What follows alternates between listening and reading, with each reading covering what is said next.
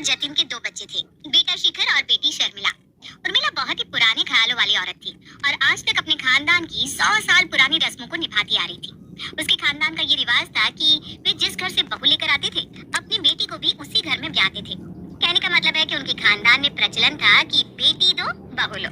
अब बुजुर्गों ने ये परंपरा क्या सोचकर बनाई ये तो कोई नहीं जानता, लेकिन हमारे हिंदुस्तान की यही खास बात है कि परंपरा को आने वाली पीढ़ियां अपना धर्म समझकर बस निभाती चली जाती हैं। तो भाई उर्मिला ने तो ऐलान कर दिया था कि वो शादी तो अपने बेटा बेटी की एक ही मंडप से करेगी, उसी घर से बारात आएगी और उसी घर को बारात जाएगी। उर्मिला की जिद के कारण दोनों बच्चों के लिए सही रिश्ता ढूंढना बहुत ही कठिन हो गया था, क्योंकि आज के मॉडर्न परिवेश में ऐसी पुरानी परंपराएं निभा पाना लगभग असंभव सा है। उर्मिला, तेरी बेटी शर्मिला के लिए आज मैं एक बहुत ही बढ़िया रिश्ता लेकर आई हूँ। मेरी बेटी की सहेली है ना रक्षा, उसकी मम्मी तेरी शर्मिला को बहुत पसंद करती है। भाई मैंने तो बीच में पढ़ने की बजाय तेरा पता उन्हें दे दिया है, थोड़ी देर में वो लोग तेरे घर पहुँचते ही होंगे। अब तू जाने और तेरा काम जाने। अच्छा किया तूने, ये सारी बातें ना फोन पर हो भी नहीं पाती, सामने बैठकर बातें करेंगे तो सब बातें साफ भी हो जाती हैं। कुछ देर के बाद शर्मिला के लिए रिश्ता लेकर एक महिला उनके घर आती है। बहन जी, आपकी बेटी शर्मिला मेरी बेटी के साथ कॉलेज में पढ़ती थी। आपकी बेटी शर्मिला तो मुझे कॉलेज के समय से ही बहुत पसंद है। आप भी एक बार आकर मेरे बेटे से मिल लीजिए ना, फिर हम इस रिश्ते को आगे बढ़ाने के लिए बात कर सकते हैं। बेटा तो आपका वाकई बहुत ही लायक है, लेकिन बहन जी मेरी एक शर्त है।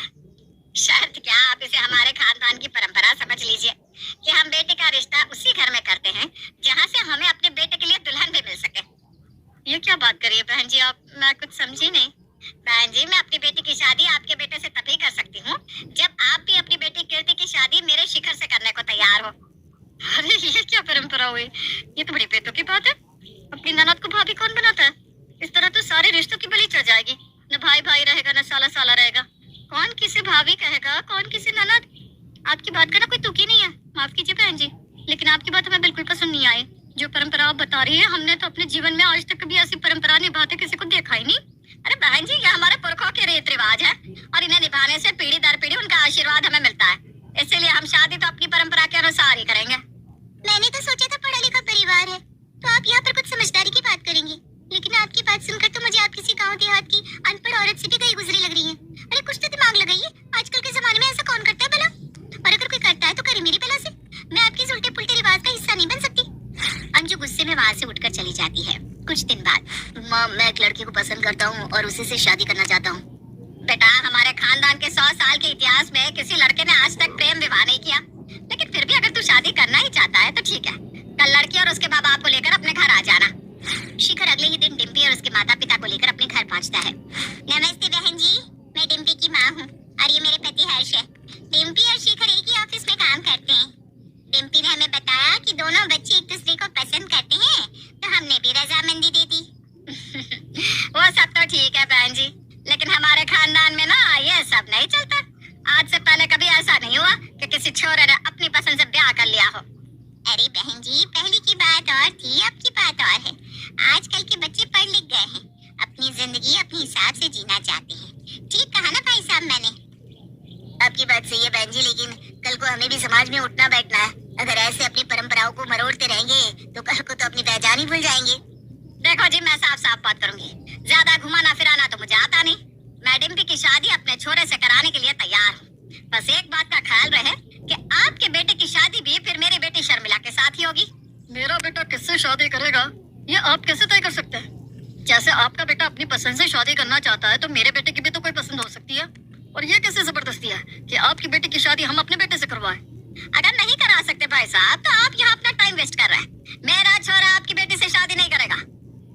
अंकल प्लीज, ये हमारी यहाँ की रस्म है, आप हाँ कर दीजिए ना। मेरी बहन बहुत अच्छी है, आप लोग बहुत खुश रहेंगे इसके साथ। I can't believe शिखर, तुम भी अपनी माँ की भाषा बोल रहे हो, मतलब तुम भी उन्हें सपोर्ट करते हो। हाँ डिम्पी, मैं शादी तभी कर पाऊंगा जब तुम दोनों भाई बहन हम दोनों से शादी करने के लिए हाँ बोल दो। शिखर की बात सुनकर डिम्पी गुस्से में वहाँ से उठकर चली जाती है। इसी तरह एक के बाद एक कई रिश्ते आते हैं, लेकिन हर बार एक ही अड़चन आ जाने के कारण रिश्ता टूट जाता है। काफी समय तक रिश्ता टूटने के बाद आखिरकार उर्मिला को एक ऐसा परिवार मिल ही जाता है जहाँ पर उनकी ही तरह बेटी दो बहू लो वाला रिवाज भी। बहन जी देखो, हम तो गाँव के रहने वाले हैं, रुपया पैसे की हमारे घर में कोई कमी नहीं, लेकिन गांव छोड़कर हम बाहर जाकर बसने में यकीन नहीं करते।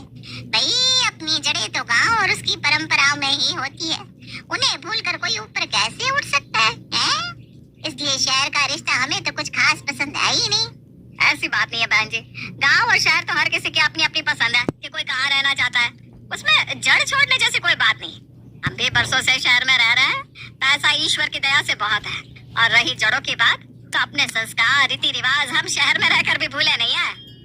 उर्मिला को गुलाबो देवी की बातें थोड़ी अटपटी लग रही थी, लेकिन जब वो गुलाबो के बेटे अनिरुद्ध और बेटी अनन्या से मिली तो उसकी नजर उन दोनों पर ठहर सी गई। बहन जी, छोरा तो खूब लंबा चौड़ा है, क्या काम करता है, पुलिस में है क्या? हमारी इतनी जमीन जायदाद है, सब छोरे की ही तो है। फिर हमारा छोरा क्यों किसी की चाकरी करे? खुद मालिक है जी अपनी मर्जी का। 3 जिम है मेरे अनिरुद्ध के, तीनों अपनी कमाई से बनाए इसने। मेरे बेटी की काठी का साथ गांव में ढूंढने पर भी न मिलेगा आपको कोई। और बेटी बेटी क्या करती है आपकी? बेटी से क्या कुश्ती लड़वाएंगे हम, हैं? गांव के स्कूल से 12वीं करा दी थी, उसके बाद गृहस्थी के काम सिखाए हैं और क्या। आंटी जी, मैंने पीजी किया हुआ है इकोनॉमिक्स में। घर वालों ने कॉलेज जाकर पढ़ाई की परमिशन नहीं दी, तो मैंने डिस्टेंस एजुकेशन से पढ़ाई की है। बहुत बढ़िया बेटा। अच्छा बहन जी, चलते हैं, हम आपको सोचकर जवाब देते हैं। उर्मिला बेहद चिंता में थी। अनन्या की तरफ से तो वो निश्चिंत थी, लेकिन अपनी बेटी को गांव में एक बॉडी बिल्डर से ब्याहने में उसे अभी भी संकोच हो रहा था।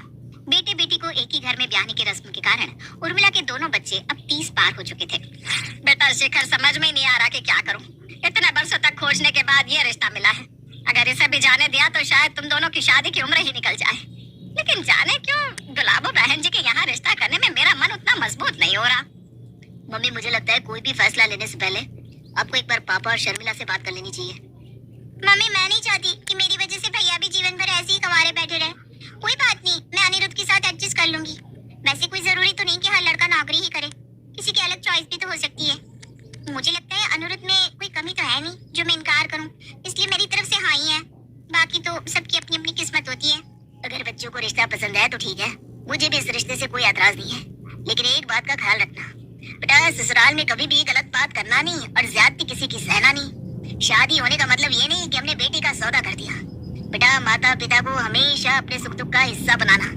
वादा करके अपने पापा से कभी कुछ छिपाएगी नहीं बेटा। मैं वादा करती हूँ पापा, आपकी सीख को गांठ बांध कर रखूंगी और हमेशा सबसे पहले अपने पापा को अपना हर सुख दुख बताऊंगी। शर्मिला के हाँ करने पर जल्दी ही उर्मिला दोनों बच्चों की शादी गुलाबो के बेटे अनिरुद्ध और बेटी अनन्या के साथ कर देती है। जैसा कि तय हुआ था, ना तो उर्मिला ने दहेज लिया था और ना ही अपनी बेटी के लिए दहेज दिया था।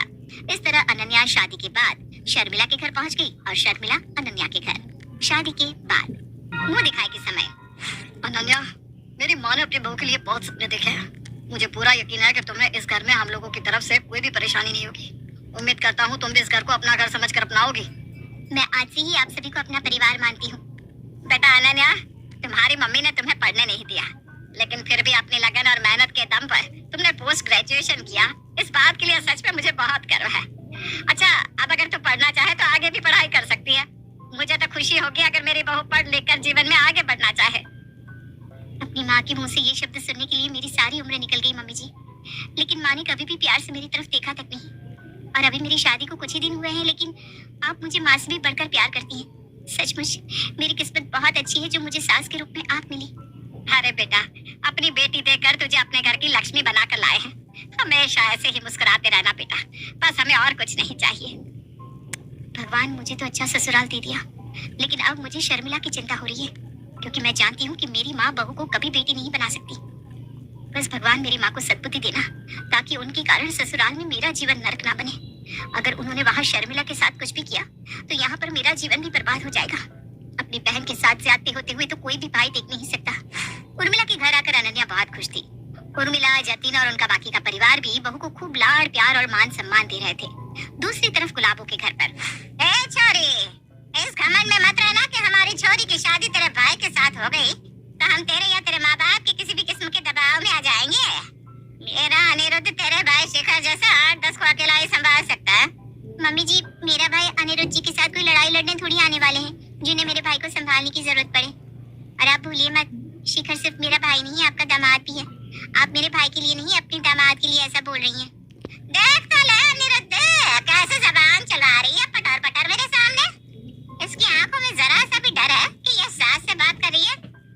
लेकिन मम्मी जी, सास से डरने की क्या जरूरत है? आप तो मेरी माँ के समान है और मैंने आपसे कोई गलत बात नहीं की। शर्मिला की बात सुनकर अनिरुद्ध आकर उसे धक्का देता है। अब तू शहर में रहने वाली बेशर्म छोरियों की तरह हाथ भर की जुबान जलाना छोड़ दे और हमारे गांव की लुगाइयों की तरह मुंह पर ताला लगा कर रहना सीख ले। जो मेरी माँ ने कह दिया चुप तो मतलब चुप।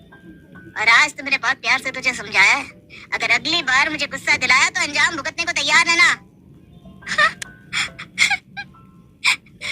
ये लोग तो इंसान कहलाने के लायक भी नहीं है। सब ये जानवर है दोनों माँ बेटा। इन्हें अपने घर की नई नवेली दुल्हन से बात करने तक की तमीज नहीं है। पहले दिन तो लोग बहुओं से रस्म कराते हैं, उन्हें अपने रीति रिवाज बताते हैं और यहाँ ये लोग मुझे धमका रहे हैं। जिस तरह से उसका स्वागत हुआ था, शर्मिला समझ तो गई थी कि यहाँ उसका जीवन बहुत कठिन होने वाला है। सास गुलाबो ने पहले ही दिन से उस पर घर का सारा काम थोप दिया था। ऐसा नहीं था कि शर्मिला ने मायके में काम नहीं किया था। उसकी माँ उर्मिला ने अपनी तरफ से बेटी को हर संभव चीज की शिक्षा दी थी, लेकिन फिर भी एक 24-25 साल की लड़की से अपनी 30 साल पुरानी गृहस्थी चलवाना और ये उम्मीद करना कि कोई भी काम जरा भी 19-20 ना हो, ये तो गलती है ना। घर के काम तक तो सब सही था, लेकिन एक दिन शर्मिला, कल से भैंसों का चारा पानी कराने की जिम्मेदारी तेरी है। सुबह 4 बजे उठकर पहले भैंसों को चारा पानी दे देना, उसके बाद उनकी सफाई करके दूध निकालना है, फिर 7 बजे से घर के काम देखना। मम्मी जी, मैं आज तक भैंस के पास तक नहीं गई हूँ, मुझसे ये सब नहीं हो पाएगा। मुझे तो ये भी नहीं पता भैंस को कब और क्या खिलाते हैं। नौकर है तो जानवरों के लिए उन्हें ही करने दो ना। नहीं आता तो सीख ले, घर के काम तो करने ही पड़ेंगे। ऐसी कान से जी चुराने वाले बहू का क्या अचार डालूंगी मैं। मम्मी जी, मैं पहले ही दिन से पूरा दिन काम में ही तो लगी रहती हूँ, अब और वर्कलोड नहीं लेना चाहती, मुझसे नहीं हो पाएगा, मेरी तबीयत पहले ही खराब है। अनिरुद्ध, इसे पटक करा इसके मायके। तबीयत खराब रहती है तो पहले इलाज कराना चाहिए था ना छोरे का। हमारे गले बीमारी क्या करने को बांध दी इसकी माँ ने। बाप, पता नहीं आपने क्यों पसंद किया इस मरियल सी छोरी को। इसके बस का कुछ नहीं है, मैं कल ही इसे इसके मायके छोड़ कर आऊंगा। अच्छी तरह घी दूध बादाम खाकर आना अगली बार, अगर मेरी पत्नी बने रहना है तो, नहीं तो वापस आने की कोई जरूरत नहीं है। शर्मिला के माफी मांगने पर भी अनिरुद्ध अगले ही दिन उसे उसके मायके छोड़ाता है। मायके आकर वो देखती है कि उसकी भाभी कितने सुकून से उसके घर में रह रही है और उसकी माँ उसे पलकों पर बिठा कर रख रही है, जबकि उसकी जिंदगी एक नौकरानी से भी बदतर हो गई है। ये देखकर उसकी आंखों में आंसू आ जाते हैं। भाभी, एक बात सच सच बताना, आप ठीक तो हो ना? मुझसे मत छुपाना, मैं अपनी माँ को जानती हूँ। शर्मिला रोते हुए अपनी भाभी अनन्या को सारी बात बता देती है। अब चिंता मत करो भाभी, लगता है मेरी माँ और भाई को ये बात बताने का समय आ गया है कि उनके घर की बहन बेटी भी दूसरे घर ब्याही गई है।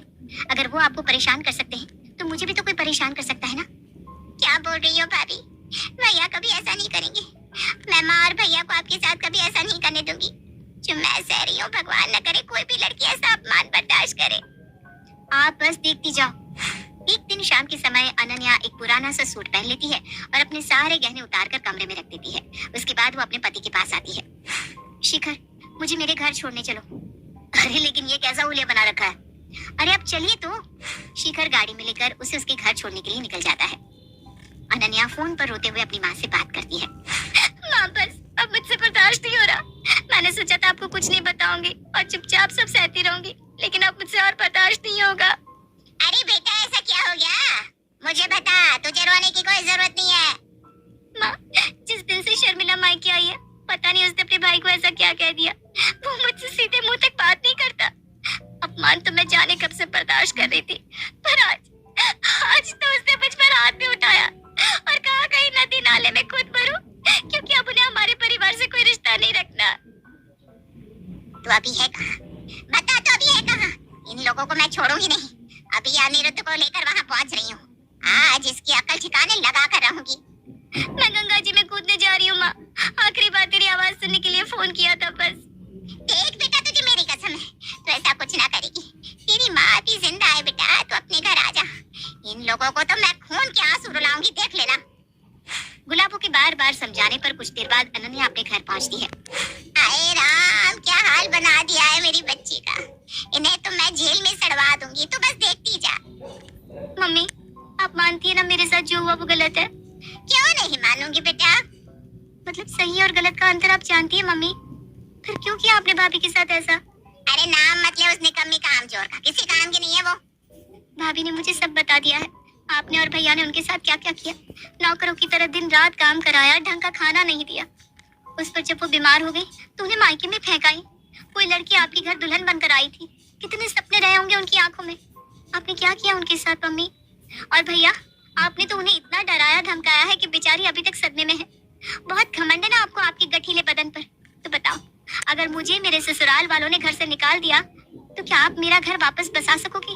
और किसी गलतफहमी में मत रहना, शर्मिला अगर वापस नहीं आई तो तलाकशुदा होने का कलंक आप पर भी लगेगा। कोई पूछेगा भी नहीं आपको, फिर सारी जिंदगी बस जिम में बॉडी बनाते रहना। तो कहना क्या चाह रही है? साफ साफ बता छोरी। मैं यही कहना चाहती हूँ मम्मी कि शिखर के खिलाफ पुलिस में कंप्लेंट शौक से करवाई है, लेकिन उस कंप्लेंट में अपना और भैया का नाम भी डलवाना मत भूलना। और मेरे साथ बुरा हुआ देखकर ये जो आपका खून खौल रहा है ना, ऐसे ही शर्मिला की हालत देखकर हम सबका भी खून खौला था, लेकिन उसके भाई ने तब भी मेरे साथ कोई दुर्व्यवहार नहीं किया। मम्मी जी ने बहू नहीं बेटी बनाकर उस घर में मुझे आपसे भी ज्यादा प्यार दिया। और एक बात याद रखना मम्मी, मैं अब उस घर की बहू हूँ और हमारी बहन बेटी को परेशान करने वालों को हम छोड़ेंगे नहीं। मतलब तू अभी तक ड्रामा कर रही थी? तुझे किसी ने मारा पीटा नहीं है? नहीं, मैंने आपकी आंख खोलने के लिए नाटक किया था ताकि आपको एहसास हो जाए कि गलत आपकी बेटी के साथ भी हो सकता है। और मैं अकेली नहीं आई हूँ, शिखर मुझे यहाँ खुद लेकर आए हैं। पता नहीं क्या हो गया था मुझे, माफ करती बेटा, आगे से कभी ये भूल नहीं होगी। दादी, पता नहीं क्यों मम्मी की बातों में आकर अपना घर बिगाड़ने चला था। मैं शर्मिला की पूरी जिम्मेदारी लेता हूँ, आज के बाद कभी शिकायत का मौका नहीं दूंगा। और अगले दिन शर्मिला की सास और पति आकर सबसे माफी मांगते हैं और शर्मिला को प्यार से वापस ले जाते हैं। उस दिन के बाद फिर कभी शर्मिला को कोई परेशानी